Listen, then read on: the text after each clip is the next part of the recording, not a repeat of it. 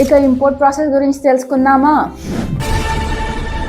మీరు సప్లయర్ నుండి product details, price, delivery time, warranty confirm చేసుకున్నాక వాళ్ళు కొటేషన్ కానీ ప్రొఫార్మా ఇన్వాయిస్ కానీ పంపిస్తారు. టర్మ్స్ ఓకే అయ్యాక అడ్వాన్స్ పేమెంట్, ఎల్సీ అగ్రిమెంట్ చేస్తారు. మీరు ఇంపోర్ట్కి కావాల్సిన బేసిక్ డీటెయిల్స్ అరేంజ్ చేయాలి. IEC, GST, destination port and CHA details. Order confirm అవ్వడానికి ప్రొఫార్మా ఇన్వాయిస్ కానీ కాంట్రాక్ట్ సైన్ చేసి పేమెంట్ చేస్తారు. Example 30% advance plus 70% after shipment. Pre షిప్మెంట్లో supplier machinery or goods pack చేస్తారు. కంటైనర్ స్పేస్ని shipping line or freight forwarder దగ్గర book చేస్తారు.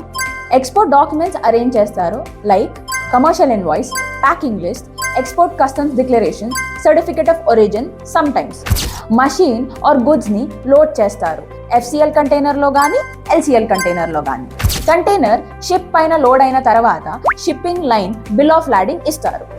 దీని తర్వాత మీరు డాక్యుమెంట్స్ని మీ సిహెచ్ఏకి లేకపోతే కస్టమ్ బ్రోకర్కి షేర్ చేయాలి.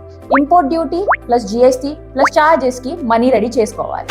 షిప్ ఇండియా పోర్ట్కి వచ్చినప్పుడు కంటైనర్ టర్మినల్ ఆర్ సిఎఫ్ఎస్లో అన్లోడ్ అవుతుంది. షిప్పింగ్ లైన్ అరైవల్ నోటీస్ ఇస్తుంది. మీరు కానీ మీ ఏజెంట్ కానీ షిప్పింగ్ లైన్కి లోకల్ ఛార్జెస్ కట్టాలి. కట్టిన తర్వాత డెలివరీ ఆర్డర్ కాపీ అన్నది తీసుకోవాలి. Custom clearance in India. మీ సిహెచ్ఏ ఆర్ కస్టమ్ బ్రోకర్ మీకు bill of entry, invoice, packing list, bill of lading copy, GST, PAN and IEC కస్టమ్కి ఫైల్ చేస్తారు. కస్టమ్స్ డిపార్ట్మెంట్ డ్యూటీ అసెస్ చేసిన తర్వాత గుడ్స్ని ఫిజికల్ ఎగ్జామ్ చేసి అప్రూవ్ చేస్తుంది. అసెస్మెంట్ అయ్యాక మీరు or CHA custom duty and IGST కట్టాలి. అంతా బాగానే ఉంటే customs out of charge copy అన్నది ఇష్యూ చేస్తుంది. ఇప్పుడు కంటైనర్ అవుట్ ఆఫ్ పోర్ట్కి తీసుకెళ్ళాలి.